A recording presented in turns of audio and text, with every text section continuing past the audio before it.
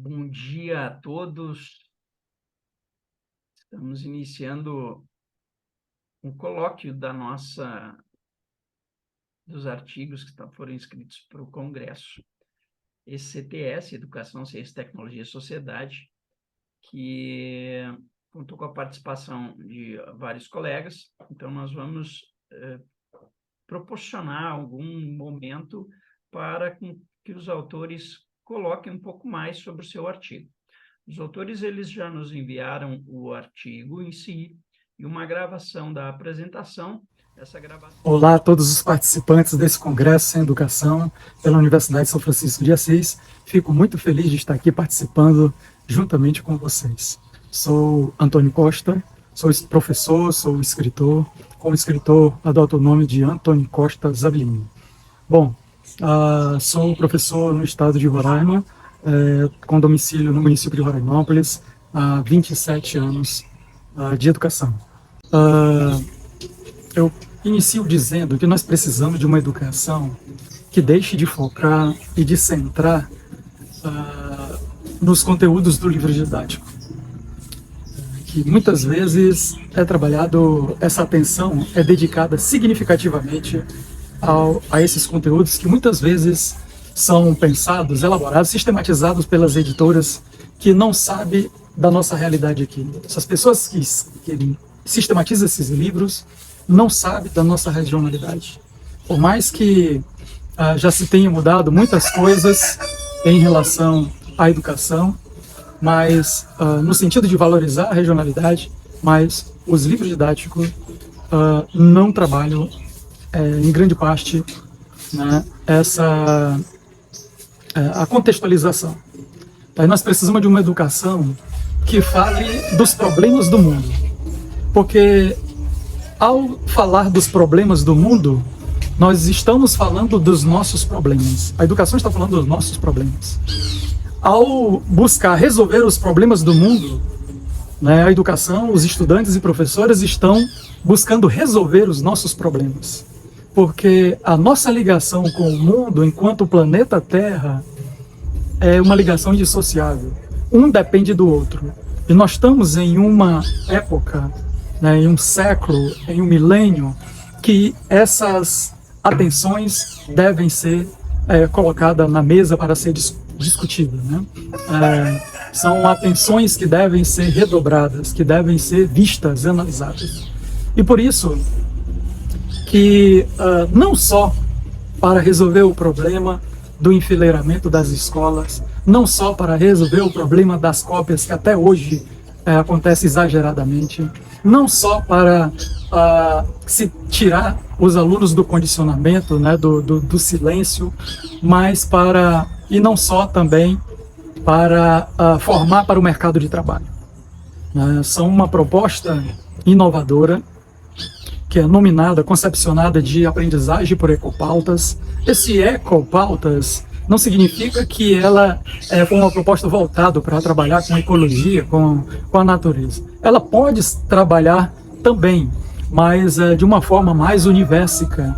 A ecopauta trabalha com tudo, tá? Com todas as pautas da humanidade. E uma segunda abordagem pedagógica é a aprendizagem baseada na complexidade epistêmica real, ou do mundo real. Essas duas abordagens, para essas duas abordagens, eu criei um circuito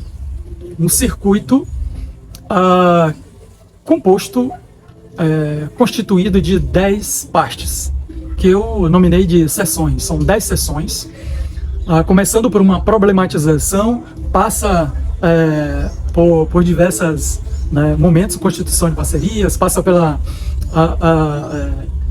oferecimento de soluções e no final encerra com um evento chamado Mostra Proativa, onde se aprende até naquele momento, né, onde vai estar se apresentando todo o circuito, os resultados obtidos, onde os estudantes vão estar apresentando para outras turmas, né, para convidados, para parceiros, enfim, são um momento de apresentar o que foi aprendido, né, o conhecimento realmente estudado e adquirido ao longo do circuito prospecto acadêmicos. Essas duas abordagens pedagógicas, elas foram ancoradas na transdisciplinaridade. Mas ao desenvolver um experimento com a aprendizagem por ecopautas, eu percebi que havia um problema em relação à transdisciplinaridade que precisava ser resolvido, para que não houvesse nenhuma dificuldade em relação à dinâmica pedagógica, né, as abordagens didático-pedagógicas durante o decurso da aprendizagem, que foi a questão da presença marcante das disciplinas. Mesmo no nível de transdisciplinaridade, as disciplinas ainda se comportavam presencialmente ali, né, pelas ideias compartimentalizadas, né, que se forçava aquela presença, inclusive por parte dos professores acompanhantes dos experimentos, né, que estavam ali também efetivamente executando a ação junto com o pesquisador. E a coordenação da escola, que pediu que essa abordagem fosse sistematizada com os objetos de conhecimento por disciplina. Então, houve essa dificuldade, e foi quando surgiu a ideia de criar um princípio teórico ao nível da transdisciplinaridade, que fosse, vamos dizer que se tirasse essa ideia, né, de disciplina está ali presente, marcando presente, separando os objetos de conhecimento. E aí eu instituí, né, concepcionei o princípio teórico de uno-integralidade. Uno como o todo e integralidade constituído das partes, que ela é indissociável desse todo. Se trabalha o conhecimento de uma forma que as disciplinas, não as disciplinas, né, mas os campos do conhecimento estão todos ali presentes, mas que não se toca nessa divisão, não se separa. Estuda isso, porque quando nós damos um passo na nossa vida, nós não damos um passo de matemática, um passo de ciência, um de geografia, um de biologia, tampouco, né? Esse passo ele é dado com tudo isso junto, tá? Com todos esses campos do conhecimento junto no mesmo passo. Então, a unintegralidade, ela vem focar nessa ideia do todo, junto com as partes e as partes com o todo, de forma entrelaçadas, né? Universicamente. Desde o local ao global, do global ao local, as contextualidades que estão realmente imbricadas universicamente. Então, quando se trata, por exemplo, das questões universicas, ele está se tratando da questão do universo local, do universo regional, do universo nacional, do universo global e do próprio universo, né, do cosmo como um todo, né? Por isso, essas abordagens pedagógicas, aprendizagem por ecopautas e aprendizagem baseada na complexidade epistêmica real, houve a necessidade de se criar, constituir uma pedagogia que abarcasse essas duas abordagens, que eu nominei de pedagogia universica. A ideia de pedagogia universica, como já comentei, não é focar no universo, e pode se focar no universo, mas a partir do universo local, né, no local, na regionalidade, na contextualidade local, que ela é multidimensional. Todos esses nossos contextos, todos os níveis são multidimensionais. Então, essa é a natureza dessa proposta. Mas ela precisava não só de um princípio, não só de uma abordagem, mas precisava também de um programa de avaliação. E aí, todas essas propostas, ela é focada naquele passado, enquanto estudante, enquanto aluno do fundamental médio e também universitário e também como professor. Porque não adianta, foi o que eu presenciei aqui no meu município também, onde eu tenho domicílio, né, há 30 anos, as escolas do município, ela trabalha com sequência didática. E a sequência didática, esse princípio teórico, né, da sequência didática, ele é totalmente diferente do que nós trabalhamos aqui. O que nós temos aqui foi convertido numa sequência de conteúdos. É um conteúdo atrás do outro. Não mudou muita coisa. Tá? Só a organização, a sistematização desses conteúdos. Mas a sequência didática não é isso. A essência da sequência didática não é isso. Tá? Então, tá anos-luz distante do que se trabalha aqui. Então, pensando nisso, de trazer uma abordagem pedagógica ativa, a aprendizagem baseada em problema, aprendizagem baseada em projetos, aprendizagem baseada em pesquisa, para dentro desse sistema tradicional, ela vai sofrer drástica mudança. Né? A mudança é radical, sabe? E perde a essência, sabe? Se perde a essência, perde também a qualidade e os resultados também. Bom, pensando nisso foi que eu venho construindo, venho escrevendo não só um princípio teórico, que é a uno-integralidade, não só as abordagens pedagógicas, mas um programa também de avaliação. Esse programa de avaliação que eu concepcionei de gestão de proficiências. Ao longo do circuito prospecto acadêmico, essa avaliação vai acontecendo o tempo todo, sabe? E como eu havia dito, o feedback é em tempo real, sabe? O professor colocou, foi desenvolvido, né? Tem ainda não está o aplicativo, mas a proposta é essa, sabe? De ter o aplicativo. Quando o professor colocar a nota do aluno, né? Ali uma pontuação para o aluno, um reconhecimento que nunca parte do zero, sempre ele vai partir ali de 2 pontos para frente, porque nós, enquanto seres humanos, enquanto estudante principalmente, nós nunca partimos do zero. Nós sempre partimos com conhecimento, nós já temos um conhecimento, então esse conhecimento deve ser valorizado. Tá? Então, nesse caminho, vai se colocando a nota e automaticamente o aluno vai tendo o resultado aqui.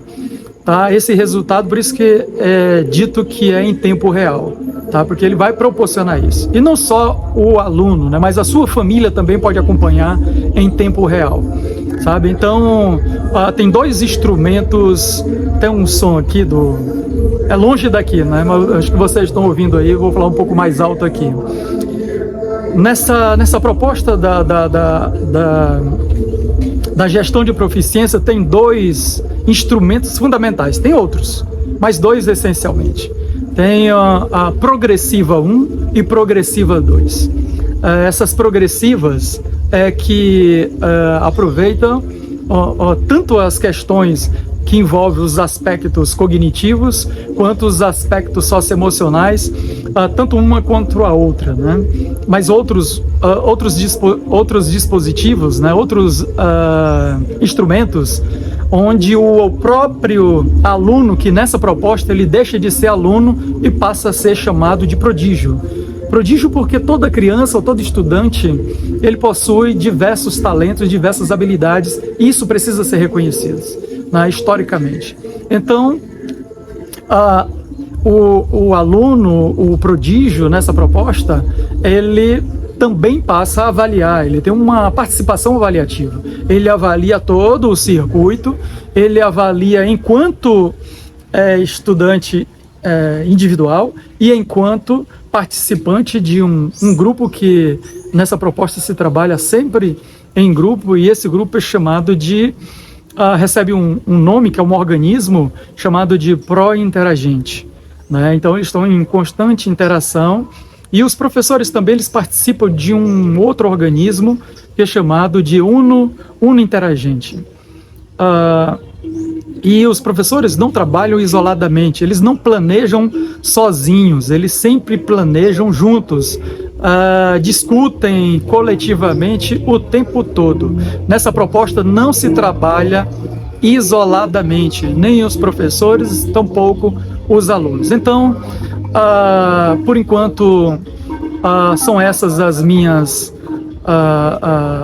palavras, né? São essas as minhas ideias, né? São essas minhas criatividades que trazem e concepcionam essa inovação para a educação.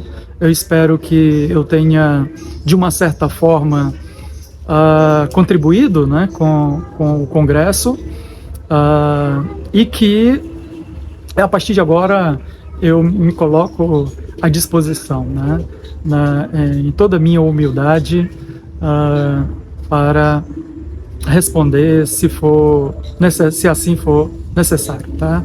e não sabendo, peço aqui de antemão as desculpas, né, por esse ser humano que está apenas tentando contribuir e acertar nessa longa jornada educacional. Tá? Finalizando aqui que essas ideias elas estão centradas em dois autores principais.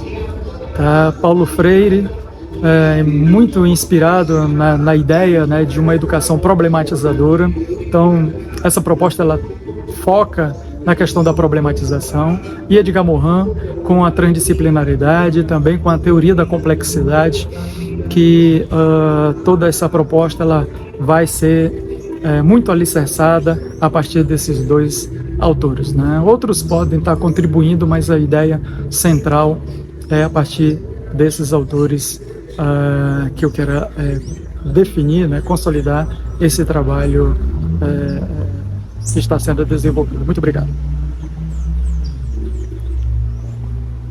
Essa parte inicial vai ser para os autores, então, exporem um pouco mais sobre eles, né, fazerem uma apresentação um pouquinho mais formal dele enquanto autor, do tema que ele está pesquisando, de como é que ele está fazendo a pesquisa dele, né, o que ele está buscando aprofundar na sua pesquisa, e a intenção desse congresso é justamente isso, fazer uma divulgação científica daquilo que o profissional, daquilo que o pesquisador está se defrontando. Então, a gente já tem aqui no ar alguns autores, eu vou disponibilizar, então, no primeiro momento, para o Antônio, para que ele pode abrir o seu microfone, Antônio, e aí eu queria que você fizesse isso, uma breve apresentação de onde você é, o que você está fazendo agora na área acadêmica, do artigo que você colocou, né? Não precisa falar do artigo, o que é o artigo, porque a gente vai botar ele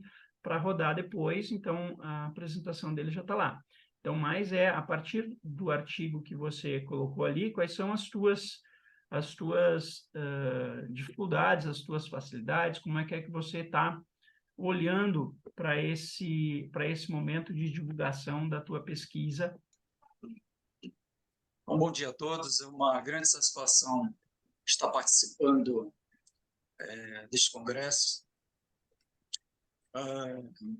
Eu sou professor na educação pública, né, no estado de Roraima, domiciliado no município de Roraimópolis. Bom, eu venho fazendo, né, algumas pesquisas a partir da minha tese de doutorado, por encontrar algumas dificuldades no processo, né, de ensino e aprendizagem que ainda se dá de uma forma muito tradicional. Apesar de estarmos no século XXI, mas a presença é muito forte, muito marcante do ensino tradicional na prática mesmo docente, né, de sala de aula, onde o professor ainda se coloca, né, com essa figura ali centralizadora, né, do conhecimento, e o aluno enfileirado, esperando ali as atribuições. Então, nessa perspectiva, o professor ele fala mais, né, de uma forma bem robusta, né, bem ampliada mesmo, e o aluno bem pouco ali na sua acomodação.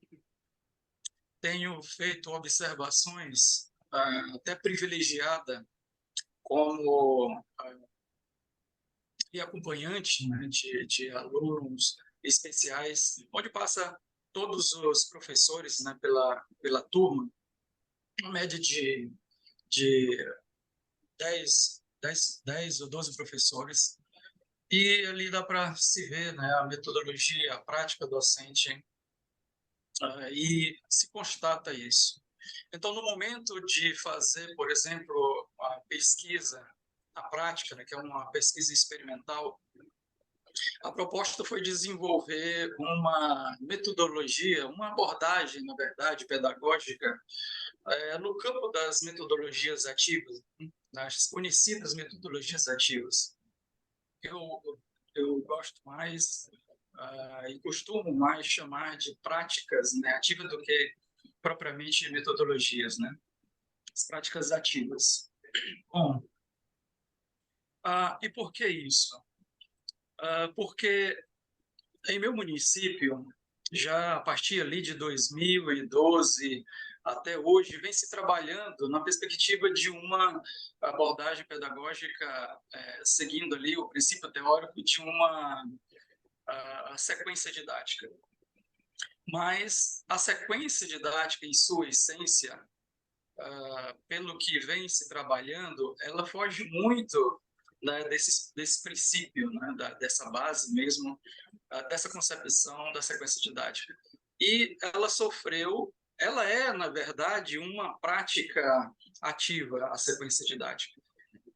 Mas quando ela foi ser incorporada no corpo do sistema mesmo tradicional, ela sofreu uma drástica, vamos dizer, mudança, né, alterações.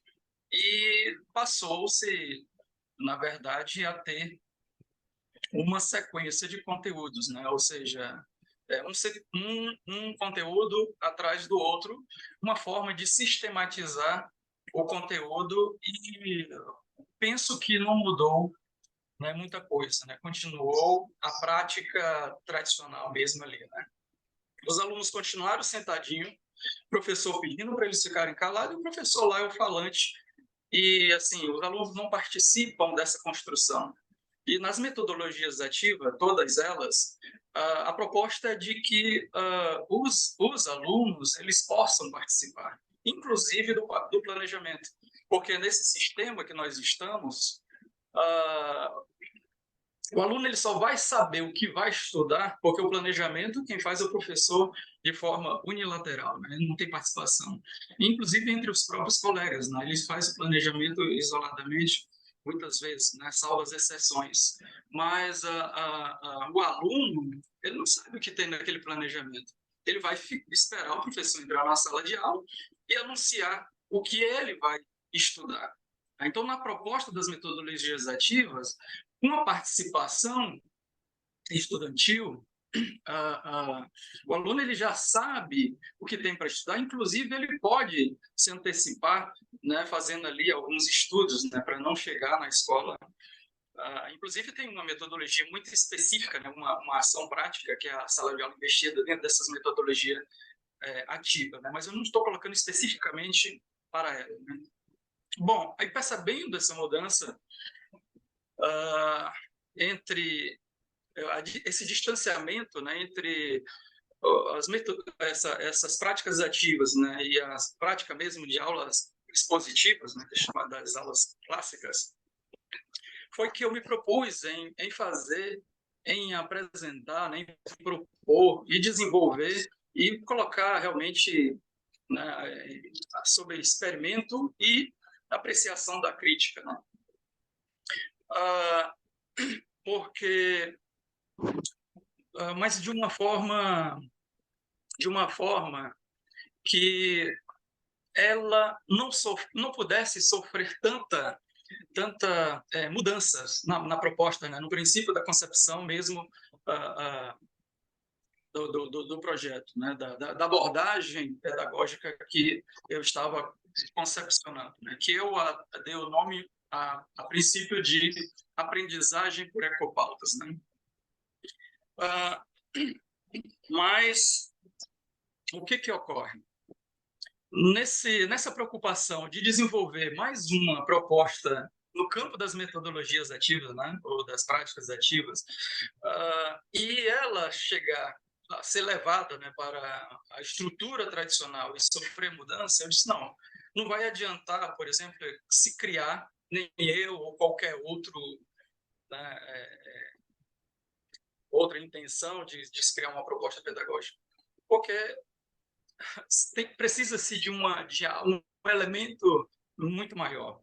Então, eu pensei, eu preciso, além de propor uma proposta, né, no campo da abordagem pedagógica, precisa de um princípio teórico que que fuja, né, que tire dessa orientação, né, do caminho para o tradicional.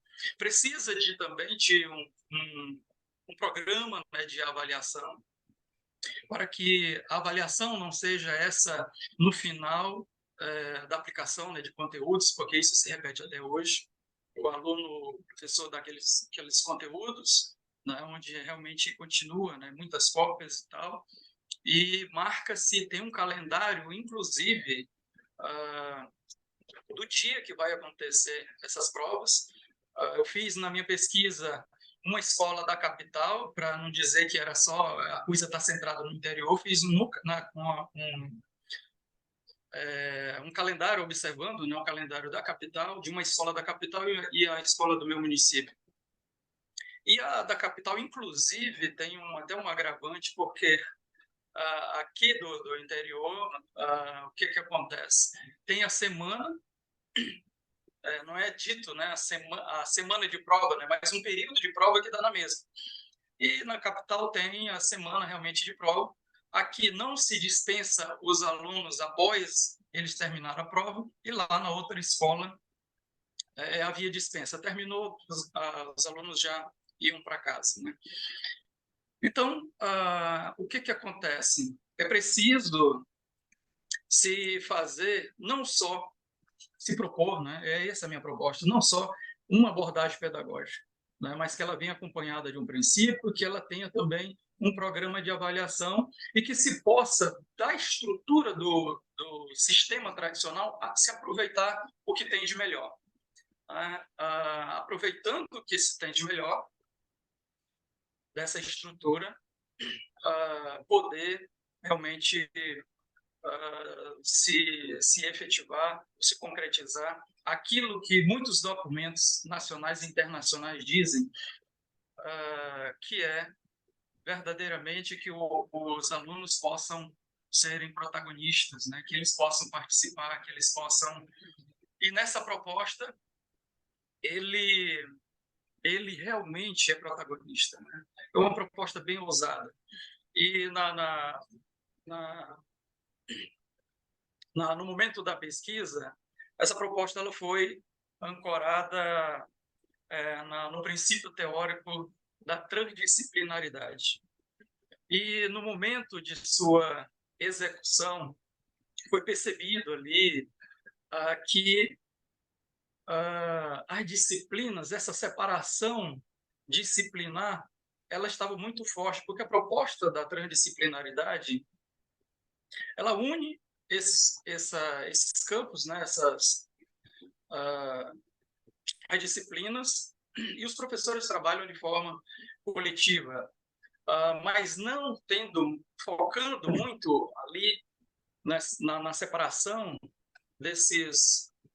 dos conteúdos para a sua disciplina, mas tem um caminho, né, tem uma proposta unificadora, de forma integrada. E é que esse momento foi muito marcante, né, porque essa presença da disciplina, a insistência ali muito presente, né, de compartimentalizar mesmo, né, o que pertence à matemática para ali, o que pertence à ciência para ali, o que pertence à geografia para ali, ficou muito presente isso aí. Então veio a preocupação de se criar, e essa é a proposta do presente artigo, né, um princípio teórico do nível da transdisciplinaridade, mas que não passasse ou não deixasse nessa impressão que, na minha concepção, a transdisciplinaridade, por mais das suas intenções, ela carrega o DNA das disciplinas, né?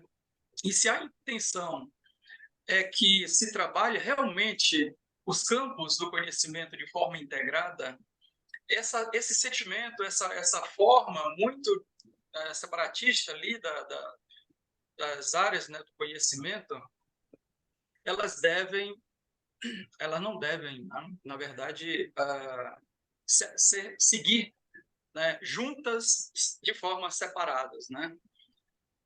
Então, eu estou propondo a criação, né, de um princípio teórico chamado uno-integralidade. O uno-integralidade, ele, nessa proposta do campo, né, do ensino e da aprendizagem, ele, pegando, por exemplo, um objeto de conhecimento que se vai trabalhar, esse objeto de conhecimento, ele não pode ser desassociado, né, da vida do aluno, ele não pode ficar distante, muito menos do contexto, né, de vida desse estudante, mas não só do estudante, né, dos professores também.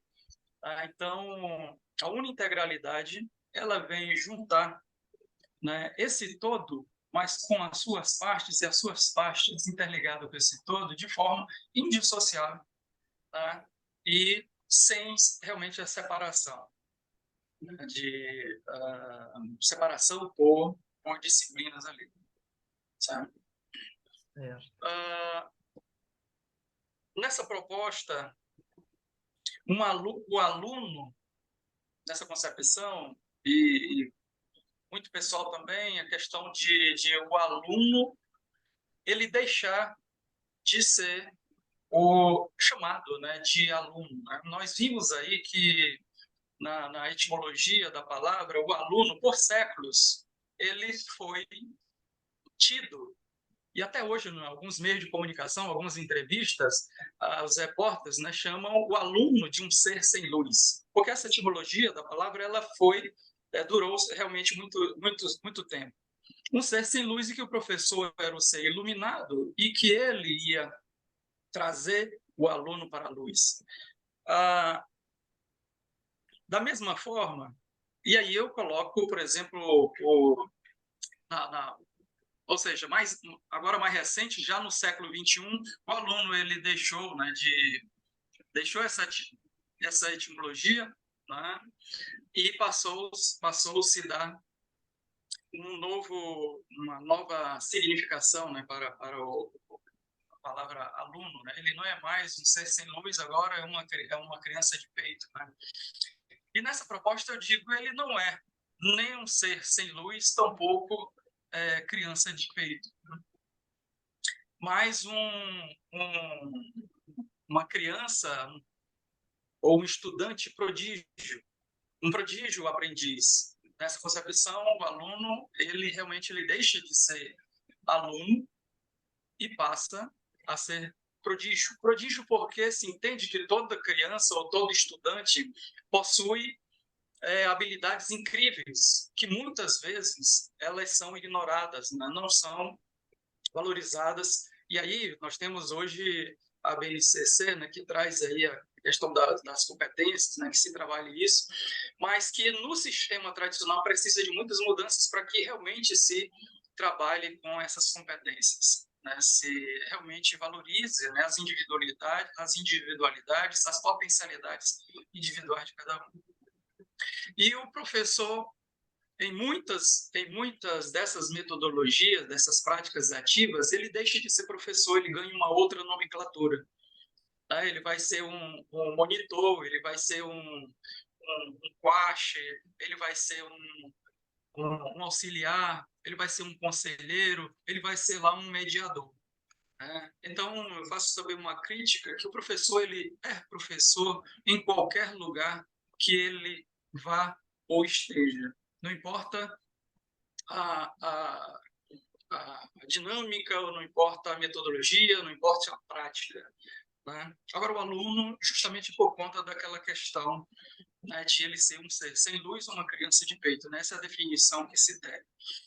E essa proposta ela traz também uma questão relacionada ao centro do ensino e da aprendizagem, que muito tempo esse centro, por mais que os documentos, né, oficiais ali já no século XX, na década de 30 por ali, se começou a discutir que o professor não era o centro, né? Não deveria estar como centro, mas os documentos oficiais, mesmo em 97, né, com os parâmetros curriculares ali, diz que o centro é o aluno. E eu fiquei pensando nessa questão toda, que tanto o aluno, inicialmente eu comecei a pensar assim, tanto o aluno quanto o professor, eles são o centro. Não pode tirar um e deixar de lado e botar um como centro, ou tirou aquele e coloca o outro como centro, né? Esse jogo. E aí eu fiz uma analogia, um pensamento, por exemplo, com Cláudio Ptolomeu, se não me falha a memória, né? É que essa teoria durou, em média, aí, uns 14 séculos, que a Terra era o centro do universo, né? 14 séculos aproximadamente. E depois, Nicolau Copérnico disse, não é, 30, acho que cerca de 30 anos de estudo aí dedicado da sua vida. Ele disse, não, a Terra não é o centro do universo. O centro do universo é o Sol. E essa teoria também, ela permaneceu aí uns torno de uns 4 séculos, né? A primeira uns 14, essa uns 3 a 4 séculos. E agora os cientistas contemporâneos dizem, não, o universo não tem um centro. Tá? O universo não tem centro. Então, nessa perspectiva, fazendo essa analogia, eu digo, a Terra não é o centro, o Sol também não é. E o cientista contemporâneo diz que não tem um centro. Então, da mesma forma, nem o professor, tampouco o aluno é o centro do ensino e da aprendizagem. Para onde é que todos correm? Para onde é que todos correm? Tanto os alunos quanto os professores. Eles correm em busca, né? Nós corremos em busca do conhecimento. Então, o centro, nessa perspectiva, dessa proposição, o centro do ensino e da aprendizagem é o conhecimento. E aí eu digo que é o conhecimento complexo, porque é fundamentalizado também na teoria da complexidade, né? de Edgar Morin, que eu estou construindo essa fundamentalização a partir dessa teoria. Bom, então o centro fica como nessa proposta, né, como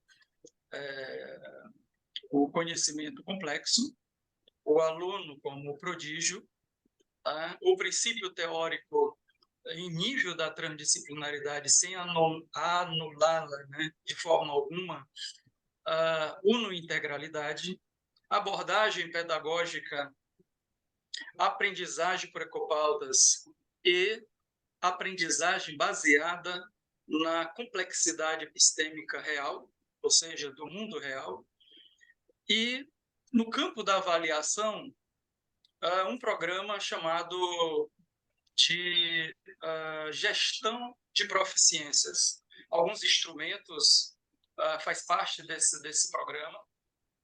E eu tive agora, recentemente, né, no encontro com os professores, porque vamos iniciar mais um experimento, né, foi feito um experimento no Ensino Fundamental 1, agora nós estamos... o pensamento é fazer vários experimentos, né, tanto no 1 quanto no Fundamental 2, e ensino médio, e se for...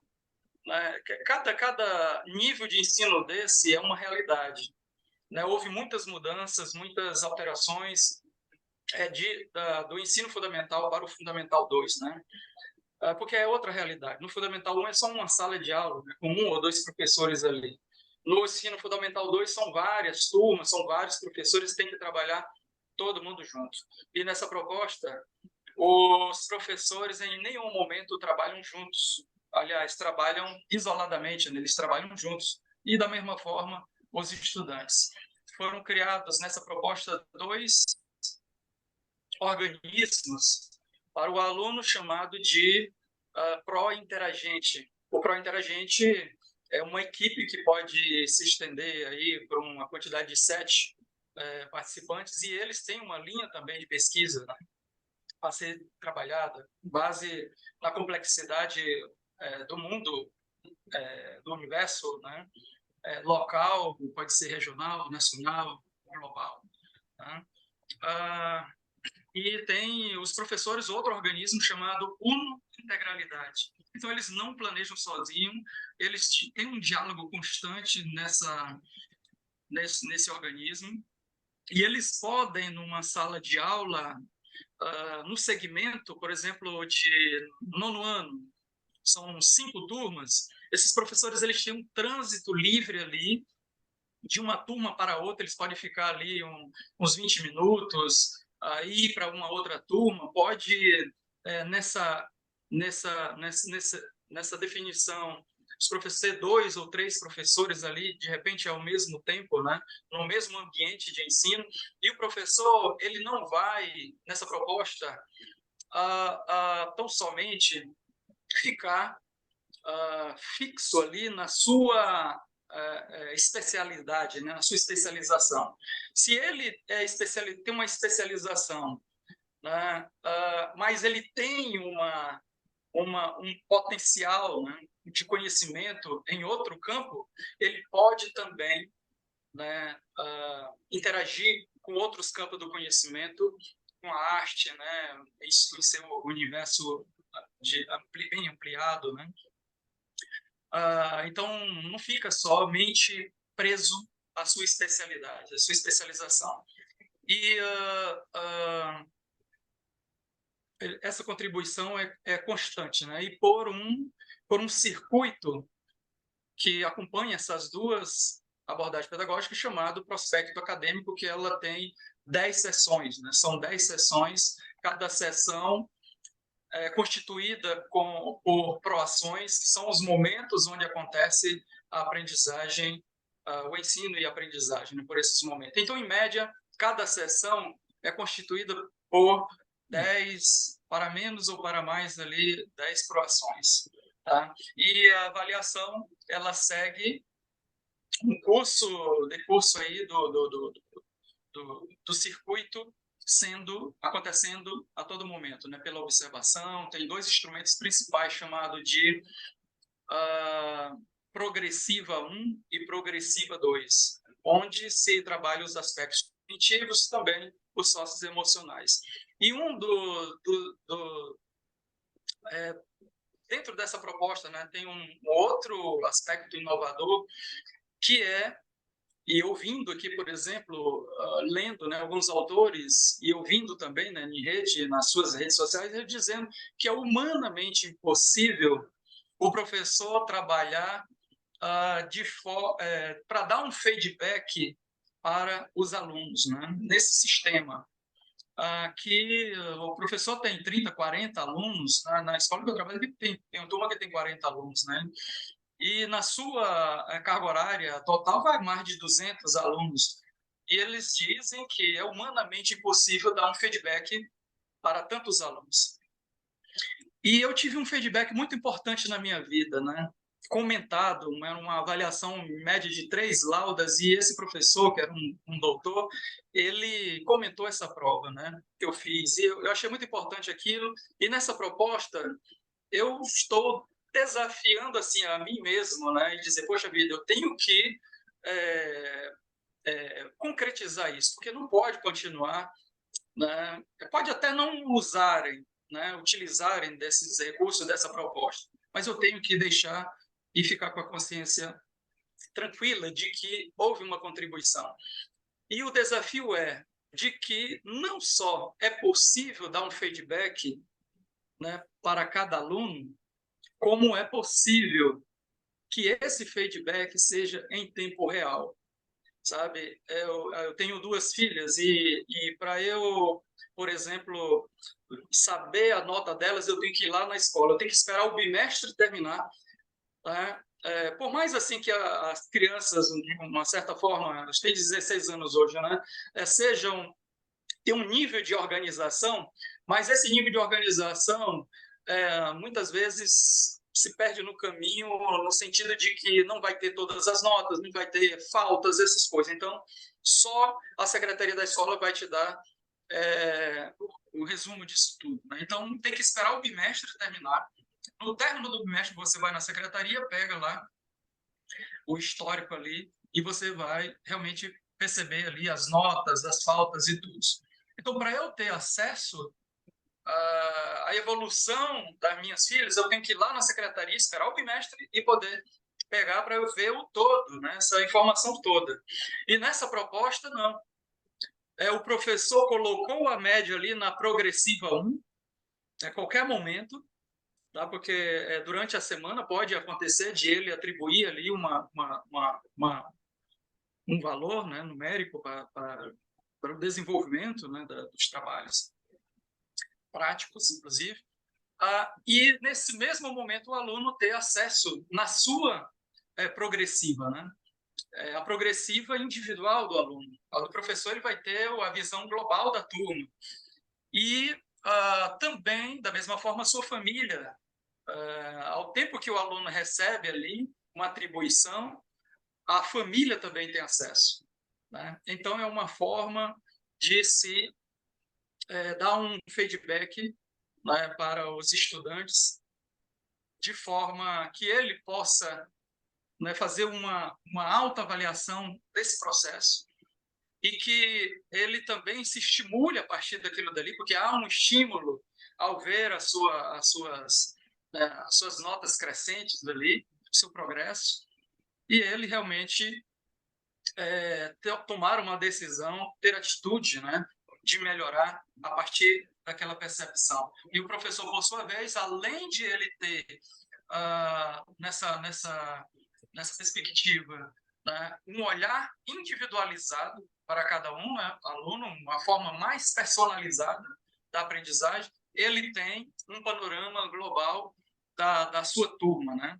Inclusive, por cores, ele dá para saber ali só pelo olhar, a questão visual mesmo, se a turma está bem, com as cores mais fortes, e se tiver um pontinho ali de uma cor mais clara, ele vai perceber que aquele aluno está com um déficit, precisa melhorar naquele aspecto, então ele vai trabalhar a partir dessa observação. Mas, enfim, essa é não é tão simples, né? Bem complexo, até eu tenho muita dificuldade, né, nessa construção.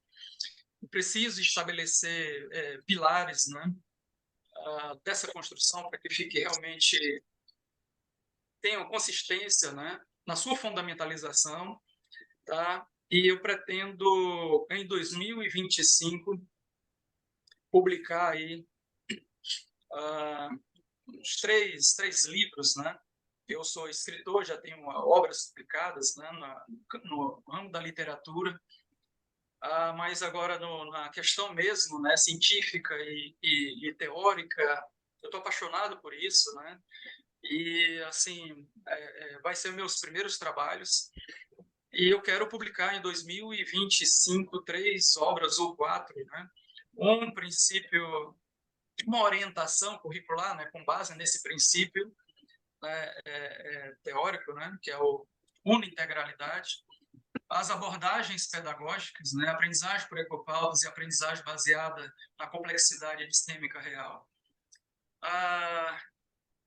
Um circuito recursivo para essas duas propostas pedagógicas, né, chamado prospecto acadêmico, por onde acontece o ensino-aprendizagem das sessões, e o programa de avaliação contendo aí todos esses elementos que dá um sentido de progressividade, um sentido progressivo, não regressivo, para a vida dos estudantes de uma forma mais significativa, de uma forma que o estudante ele possa realmente protagonizar e o professor ali junto protagonizando, né, ou protagonizando junto com os alunos, né, nesse sentido.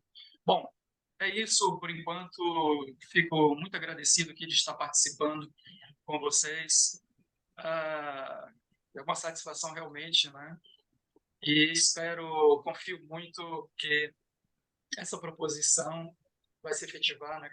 E ter muito sucesso, né? Pretendo, o professor Dr. Edson foi meu orientador, né? Continua sendo, né? Estou fazendo a convite dele pós-doutorado, né? E assim, eu tenho muito a agradecer, né, o Dr. Edson, né, nessa jornada, que, na verdade, ela era para ter se encerrado no doutorado. Então, de coração, assim, sou eternamente grato, né, por esse acompanhamento, né, por esse olhar ali atento, que vai pontuando, né, e dando sequência a esses trabalhos. Tá bom? Então, muito obrigado e estou à disposição. Se o Edson quiser fazer alguma colocação. Eu acho que é rápida a coisa. O trabalho do Antônio foi um trabalho muito extensivo desde que iniciou até a compreensão da caminhada que ele pretendia concretizar.